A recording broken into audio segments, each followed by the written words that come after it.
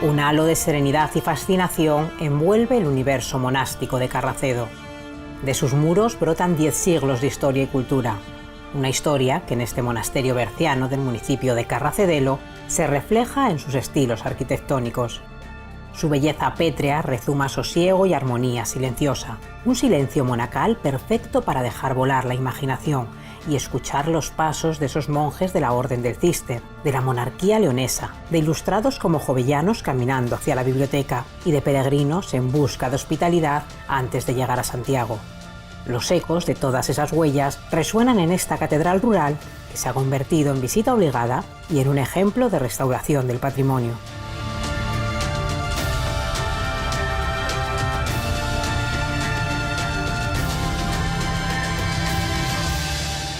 El monasterio ya tiene más de 1000 años de historia. O sea, cuando se construye aproximadamente a finales del siglo X, en torno al 990, 993 después de Cristo, lo que responde es una necesidad de acoger a los monjes que huían de las racias árabes.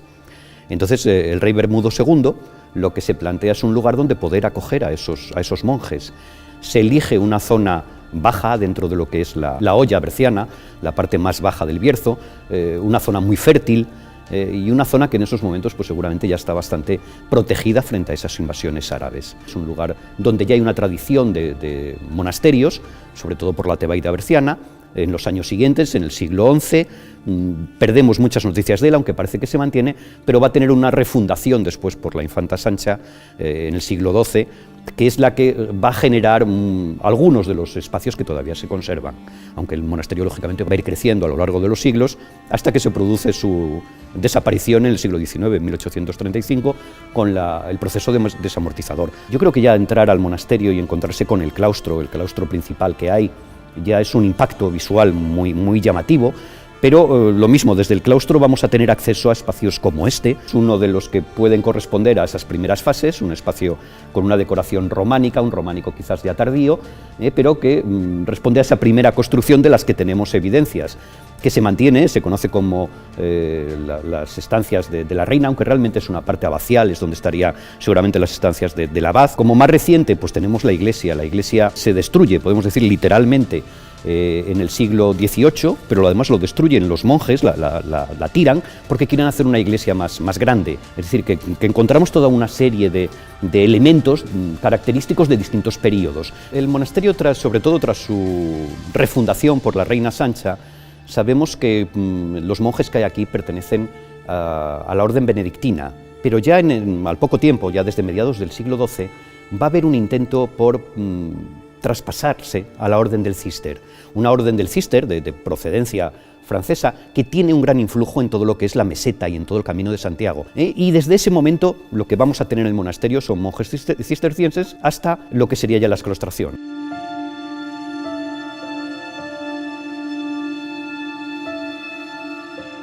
Entre la gente que podría peregrinar a Santiago, evidentemente no todo el mundo puede hacer el Camino de Santiago de igual manera, y lo que refleja el Codex Calistinos es un Camino de Santiago muy rápido y con una capacidad económica necesaria que no todo el mundo la tiene, porque tenemos que pensar que un peregrino que va a Santiago, alguien además con una vocación religiosa en otras épocas, no puede pasar de aquí a Cacabelos y va a dejar de lado un lugar como este, un monasterio donde puede encontrar alojamiento, donde puede encontrar ayuda, y es más, y también es muy importante, donde puede encontrar una botica, un lugar a modo de hospital, un lugar donde si tiene una enfermedad puede curarse. Entonces el que se separaran a visitar Carracedo parece algo racional dentro de lo que podamos pensar hoy.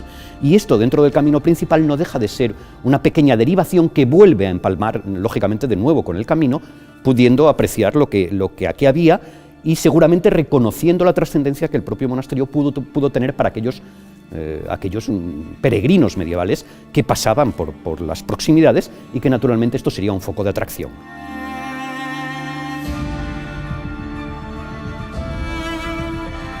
La presencia de esa monarquía leonesa, porque ya digo, la infanta Doña Sancha es la que lo promueve, con anterioridad Bermudo II sabemos que está por aquí. Bermudo II es el único monarca que durante un tiempo no está enterrado en León, en el Panteón de los Reyes, porque él dijo que quería ser enterrado aquí.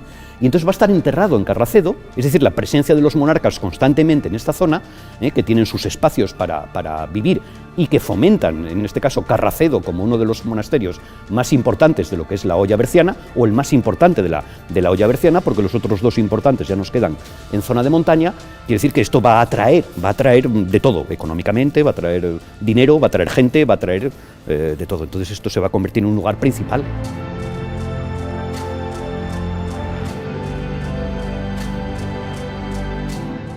Este monasterio es un monasterio fundamental para comprender la historia del Bierzo y principalmente también la historia de León. El monasterio fue una apuesta muy valiente de la Diputación Provincial, que en 1986 adquirió gran parte del monumento. Digo gran parte porque todavía actualmente el Obispado de Astorga tiene una parte significativa de estos restos, concretamente la iglesia, la sala capitular, los pasajes, el oratorio y la zona de la cocina de la reina todavía pertenecen al Obispado de Astorga. Lo que hizo la Diputación es comprar el resto del monasterio, la parte, digamos, que había sufrido la desamortización en el siglo XIX, en 1835, con la exclaustración de los monjes. Ese momento fue realmente crítico, el monasterio prácticamente se abandona, la iglesia conserva su función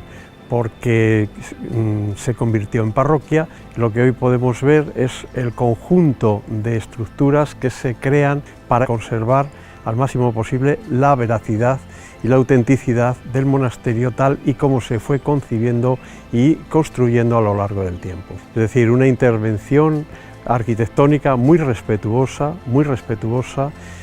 comprendiendo perfectamente cómo se desarrolló este edificio. No se procedió a la reposición de los revocos y se dejó los paramentos vistos con este canto rodado tan peculiar. Por ejemplo, la investigación arqueológica fue fundamental para localizar el sistema de abastecimiento de aguas y el sistema de drenaje y los colectores. También los restos que se pudieron constatar y documentar del antiguo claustro de época románica, que subyace en algunos lugares y que se incorporan al conjunto de elementos que después van a ser puestos en valor por los arquitectos. A partir de este momento de la restauración, el monumento pasa a propiedad de la Diputación Provincial y prácticamente empieza a funcionar en 1995 como apertura al público. A partir de ese momento es un monumento visitable que se gestiona a través del Instituto Leones de Cultura.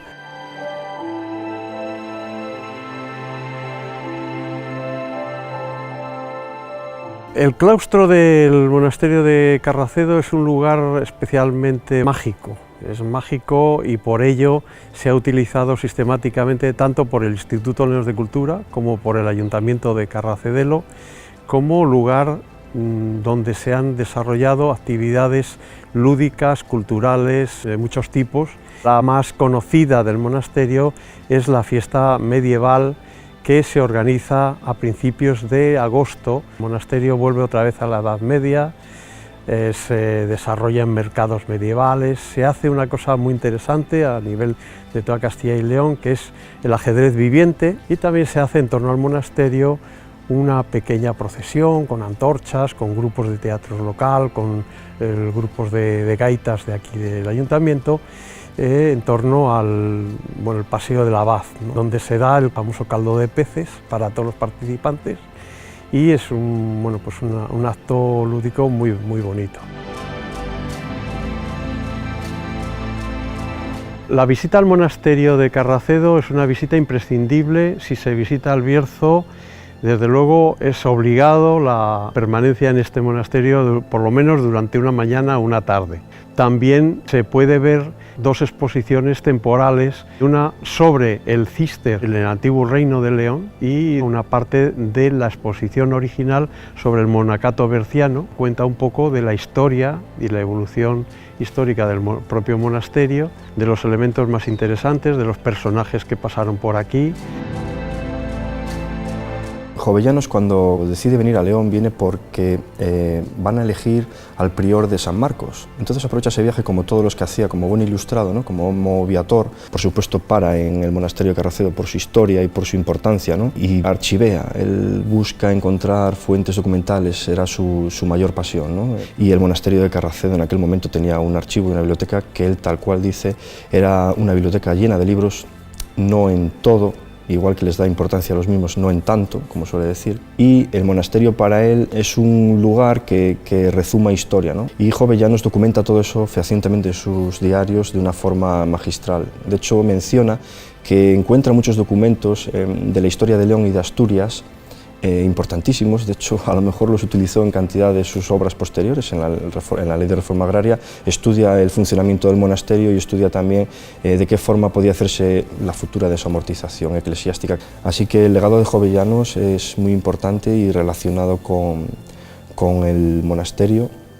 y esa unión entre Asturias, León, la Ilustración, el resto de España, la importancia a nivel nacional que tiene, hay que tenerlo muy en cuenta. En el Bierzo sí es verdad que hay mucho interés, y en el monasterio específicamente, a través del Ayuntamiento de Carracedelo y el monasterio propiamente dicho, de hacer unas futuras jornadas jovellanistas en el que se ponga en valor y se hable de esos viajes, esos diarios, ese fondo documental, y traer gente asociada a esas ideas de la Ilustración, gente que sea docta en la materia, para acercarlo a la gente y que la gente conozca a Jovellanos.